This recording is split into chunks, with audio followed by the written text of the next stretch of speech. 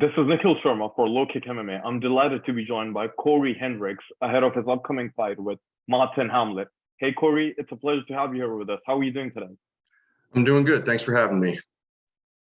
Yeah, what are your thoughts on your upcoming bout with Marthin Hamlet on August 5th at PFL 7 2022 playoffs? How do you see the matchup going? I see myself winning. I won the first one. Made it a little bit harder on myself than I needed to. Kind of did some dumb things and got caught. So had to work through a lot more stuff than I would have liked. But, at the end, I got the result I needed. And I'm anticipating the same result. But, I know he's a tough guy. He's a very dangerous fighter. And, I'm sure he's made some improvements since then. So I'm not sure if it'll go exactly the same way as the first one, but I expect the same result at the end of it. Yeah, the first time you guys fought, which was in June 2021, you submitted him in the third round with the rear naked choke. Does that help you mentally knowing that you have achieved what you're looking to achieve before in the past? Yeah, I guess so. I view it as a new fight, because just because something happens, really the first fight doesn't really impact the second fight. Ultimately, it's a new fight. I still got to go in there and get the job done. But I guess it's nice because it proves, like, for a fact that I am capable of beating him. Like, there's no doubt about it. Like, I did it before, so I know that I can do it again. But that doesn't mean it's going to come easy. I still got to go out there and get it done, and it's a fight. Anything can happen. Just because I won the first one doesn't mean I'm guaranteed to win the second one.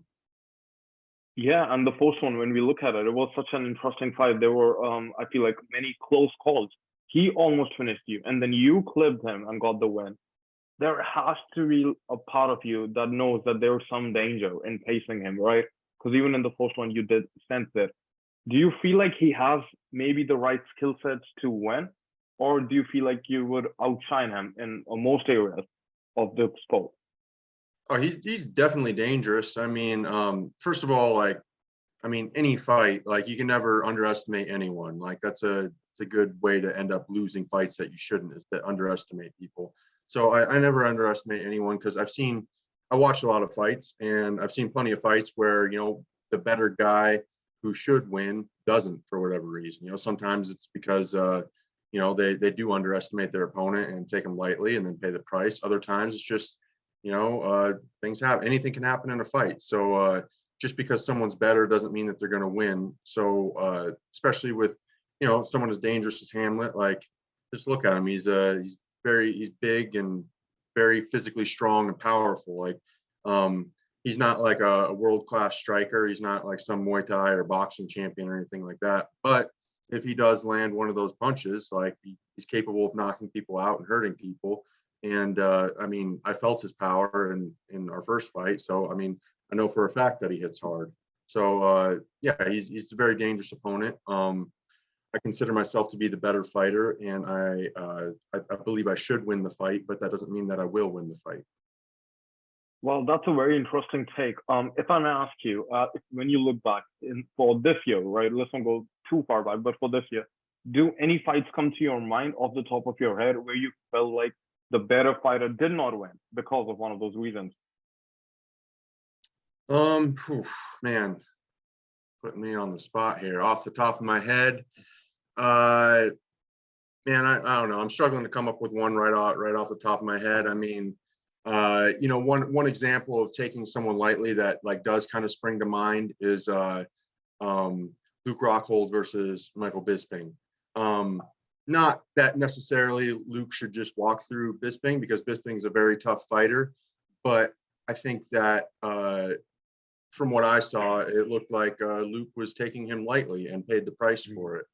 They're both skilled fighters, so it's not like it's just a one-sided fight or anything. But that's one example that kind of springs to mind of someone taking someone lightly. In the build-up, he was, thought he was just going to walk right through Bisping, and that's not the case. Even if you're fighting someone who's not as good as Michael Bisping, that's not always going to be the case. That's why I think it's so hard to predict fights. It's just because there's so many factors, so many variables. You never know what's going to happen. So that's why I think it's stupid to be overconfident. You want to be confident in your own abilities and your preparation and your ability to win the fight. But I think it's a mistake to just be confident and say like, oh, I'm going to win. You know, I'm a better fighter than him, so I'm going to win this fight, because that's not always the way it goes. Yeah, so let me ask you this, Cory. You're coming off a knockout win against Emiliano Sordi in April, right? How much do you take from that fight going into this one? Well, first of all, it's TKO, not a knockout. There's a difference. And, you know, it's a good little confidence boost, but, you know, ultimately winning a prior fight doesn't mean I'm going to win this fight. Like, each fight is its own individual thing. And, you know, maybe I won 50 fights in a row. That doesn't mean I'm going to win the 51st fight, you know. It was good experience. That was the first former champion that I fought, so that was good. And he's a real tough guy. You know, he's one of the tougher guys that fought, maybe the toughest. And you know, I was able to go out there and have a good performance and get it done and get the finish in the second round. So it's a good, you know, good little confidence boost, and good. I gained some experience from it. You know, there were some different situations we were in the fight, and you know, just going up against a good guy is always a good experience to have. So I gained some things from it, but ultimately it means nothing leading into this fight, because, you know, at the end of the day, I still got to go out there and do this fight. A prior fight is not going to mean, just because I did good in that fight doesn't mean that this fight is just going to be handed to me. Yeah, it seems like you have this mindset where you approach every fight as if it's your first and last fight. Would I be correct in that analysis? I mean, kind of. I guess it's I mean, I gain things. There's something to be said for experience, for sure. Experience definitely helps a lot. Experience has won me fights. Like, I'm not the most experienced guy, but I'm 11-4, so this will be my 16th fight. So I have a decent amount of experience. You know, I fought a number of good guys. I fought a variety of different styles. I've been in a bunch of different situations in fights. So that experience has helped me, and my prior experience has definitely helped me win fights, but it doesn't guarantee anything. It helps, but it's not, again, this fight isn't going to just be handed to me. Hamlet's not just going to, you know, roll over and tap out because I won the first fight. You know, he's coming in there to win. So he's trying to make up for that first loss. So, you know, he's probably going to fight even harder than the first time. Yeah, and you call it the rematch of the century. Could you talk more about what makes this fight so special for you? Well, that was more just being kind of sarcastic, because I don't know that people were really I don't know that anyone except for maybe him was trying to get this rematch. It wasn't really something I was interested in. You know, rematch. This is the first rematch I've ever had, amateur or pro. I've never really been that interested in rematches. Even the fights I've lost, you know, I do kind of want to get them back, but you know, also for some reason, I don't even know why. Like, there's a part of me that wants to get them back, but part of me is just like, hey, we fought, whatever it is, what it is. Let's just move on. Like, so I'm not really interested in rematches, but you know, it's the fight that they gave me. So I'm just happy to have a fight. So that's the main thing. You know, last time I went out there and did a full camp and weighed in and then didn't fight. So it was kind of a waste and pretty frustrating. So I'm mostly just happy to have a fight. Yeah, I imagine it must be very frustrating to put in all that effort and not be able to showcase to the world what you prepared for. When you talk about your mindset when approaching rematches, it doesn't sound like it's the opponent specifically that turned you off from it. It's just that you treat it more like a sporting venture, right? Where it's like, okay, we competed. I don't have to prove anything to you by getting a rematch, even if you dropped it, right? So who was the person you would have rather wanted instead of him? Or what's your plan ahead? What's your roadmap leading after the fight? Well, I mean, what I wanted was to be in the playoffs, but I was kind of robbed of that opportunity by PFL not putting me in the season like they said they were going to. And then I did get one fight in the season, but then didn't get a second fight. So I wasn't able to, I mean, it wasn't a guarantee that I would make the playoffs, but if I would have gained more points, then I would have made the playoffs. So I wasn't given that opportunity. That was what I wanted. yeah, like obviously I want to be in the playoffs. That's the goal here, is to win the whole tournament, be the champion, win the $1 million. That's what I wanted, but that was kind of taken from me. So I just have to work with what I got and go out there and fight Hamlet again. When you said that it was kind of taken away from you, could you expand more on what exactly went down? Yeah. When I went into PFL last year, my first fight was against Hamlet, and it was the second fight of the season.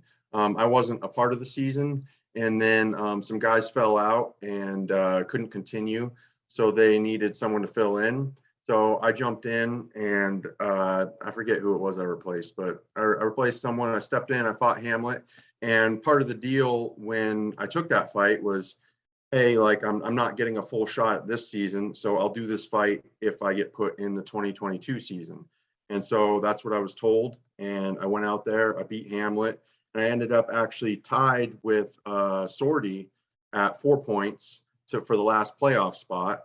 And the way their tiebreaker rules go is that whoever has more fights in the season goes on to the playoffs.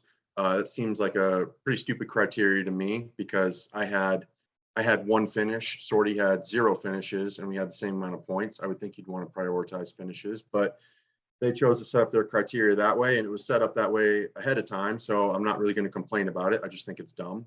And I didn't make the playoffs. Then I was given a fight against Chris Camozzi, and I was told going into that win, lose, or draw, I would still be in this current season. And so I went out, I fought Camozzi, had a tough fight, ended up losing a decision. And then, it was still, I'm going to be in the season. So that was in August, and this season didn't start till April. So I sat out September, October, November, December, January, February. And then in February, they emailed me out of the blue saying that I was cut, which was pretty frustrating because I just sat out for like 6 months, and that I could have been fighting, but I was sitting out because I was going to be in the season. So it was, worth the trade-off to sit out to be in the season. So I got cut in February, and then in March, they hit me up and they offered me a spot as the alternate for the season. And I didn't want to take it because of what they had just done to me. But at the time, I didn't have a better opportunity. So I said, whatever. There's a decent chance someone falls out, so we'll just do that. So I took the alternate spot, and then I was going to fight on the undercard in an alternate fight. And 1 week out from the fight, Josh Silvera, he fell out of his fight with Emiliano Sordi, so I got bumped into the season. I fought Sordi, I beat him, finished him in the second round, and I was actually sitting in 4th place, which would be making the playoffs. As things were then. But then there's a second round of fights, and Silvera healed up from whatever injury he had. And so they bumped me back out and made me an alternate again. So then I wasn't able to gain any more points, and I got bumped down to 6th place eventually is what I ended up in.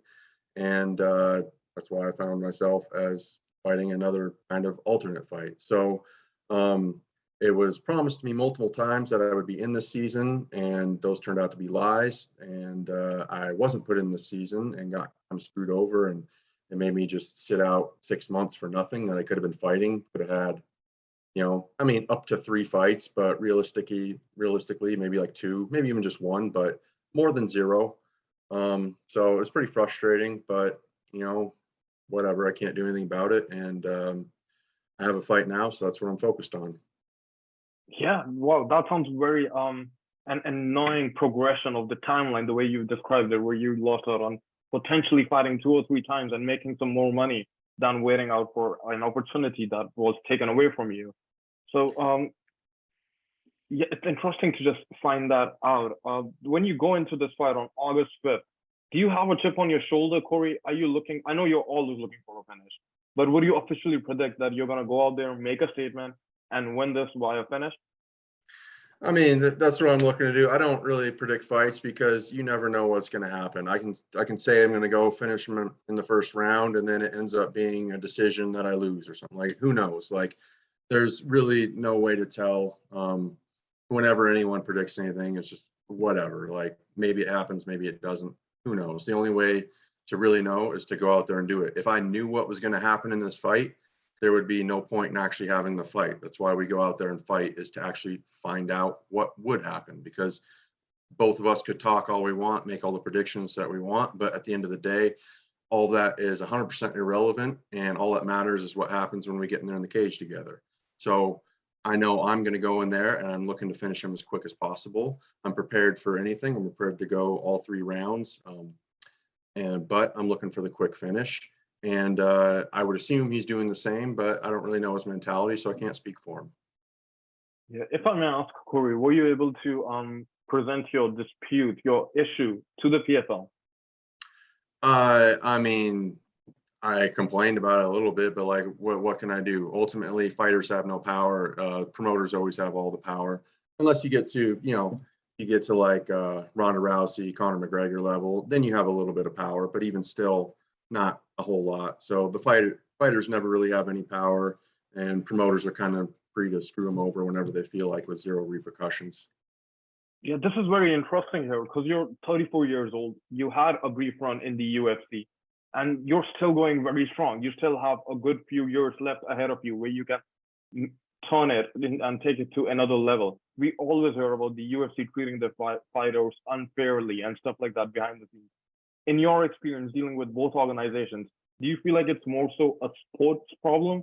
Do you feel like UFC is harshly criticized for something that every single promoter is doing? I mean, it's just kind of a general problem with the power structure of the sport. Like, it's not like I'm the first fighter to get screwed over. Like, it happens all the time.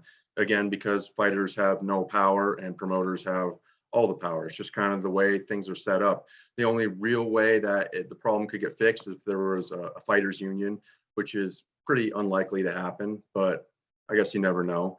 But it's just, it's kind of supply and demand. There's a lot of fighters out there that want all these slots, and there's only so many high level promoters that are paying decent money. So there's a lot of people vying for very few spots. So ultimately, if someone complains, or a promoter doesn't like someone, or whatever, anything, they just get rid of them. They have plenty more people there to fill the spot. There's only a few people that are kind of somewhat irreplaceable, like the Ronda Rouseys, the Conor McGregors. People have kind of transcended the sport a little bit, but that's very difficult to do, and promoters kind of try and keep that from happening too, because it's not in their best interest. They want to promote themselves and not build up the fighters as much. It's just kind of the way the sport is set up, and I knew going into the sport that it was that way. So I'm going to complain when things are done wrong and people are not treated fairly, but ultimately, like, I knew that going into it. So, I mean, I guess it sucks, but I can't really do anything about it. So it is what it is. If I ask you, what do you think is the reason a fighters union may not be possible? I think it's just tough because it's such an individual sport. It's tough to unify everyone. There's you'll talk to some fighters and they'll be completely happy and they'll just say like, oh no, this is great. Like, everything's the way it should be. There's no problems at all.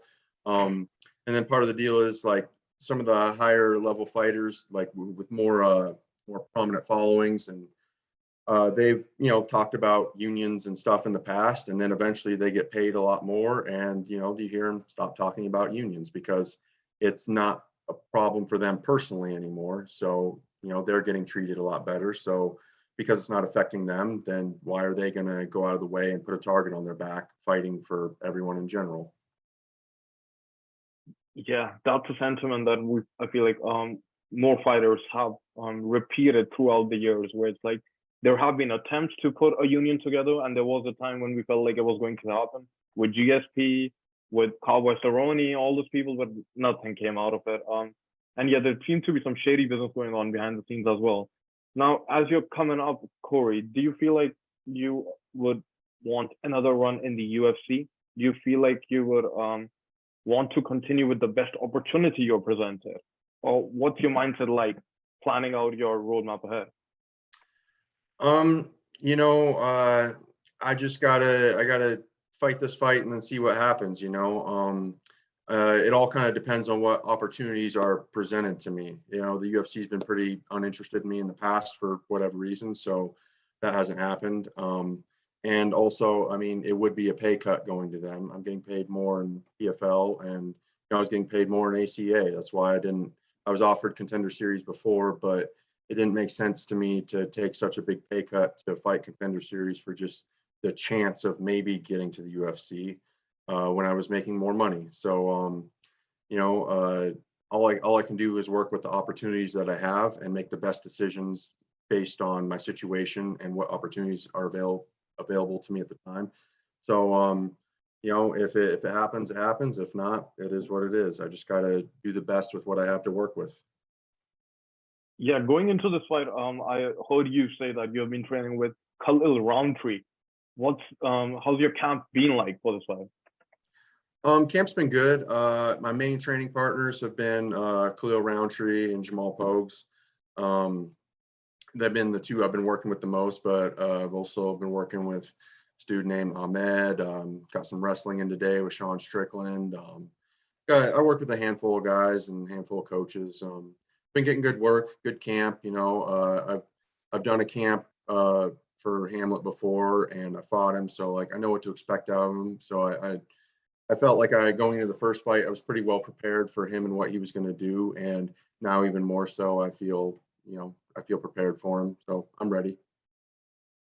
Yeah. Let me ask you this: what are your thoughts on Sean Strickland? How is he doing? What was it like working with him after the loss? I love training with Sean. He's a great training partner. A lot of people have different opinions about him, and he's pretty outspoken. He'll let you know exactly how he feels about you, and sometimes that rubs people the wrong way. And sometimes he definitely says some things that I don't agree with. But at the end of the day, he's a great team player, great training partner. We've trained for a number of fights, both my fights and his fights together. He was like my main training partner for a couple of years actually, and I've worked with him quite a bit. And he's a great training partner. Love having the dude around, and I get great work with him. Yeah, he stole the show at the press conference for UFC 276. I feel like that was his first one, and everyone loved that. And do you ever discuss whether you guys would corner each other for the fight? Corner each other? Yeah. Yeah. I mean, I'll have my coaches in my corner. I've actually cornered him for a fight, even though that doesn't really involve much. He's not one to listen to a whole lot of coaching. He just kind of he knows what he wants to do, and he's going to do it. But I mean, yeah, no, he'd be great to have in the corner. But I'm having Mike Pyle and John Wood in my corner for this fight. Yeah. Cory, I have to say it's been a pleasure to chat with you. I learned a lot more things about the sport, about how things work out. Before we wrap it up, I would like to give you the floor to give a shout out to sponsors, teammates, or anyone else you would like to. I don't really have any sponsors, so if anyone wants to sponsor me, hit me up. Follow me on Instagram, Cory H MMA. I will shout out my gym, Syndicate MMA. My coaches, you got Mike Pyle, John Wood, Neil Melanson, Gil Martinez, Lorenzo Pavlica, Jerry and Shane Shapiro. All great coaches. They've helped build me into the fighter that I am today. So yeah, shout out to my gym and all my coaches, all my teammates and training partners. Cory, thank you so much for taking the time out of your day to have this interview with us. And I would like to say I wish you all the best for the fight ahead. And I'm very, very excited to see where you go from that point on. Thank you so much, Cory. Have a great one ahead. Thanks for having me.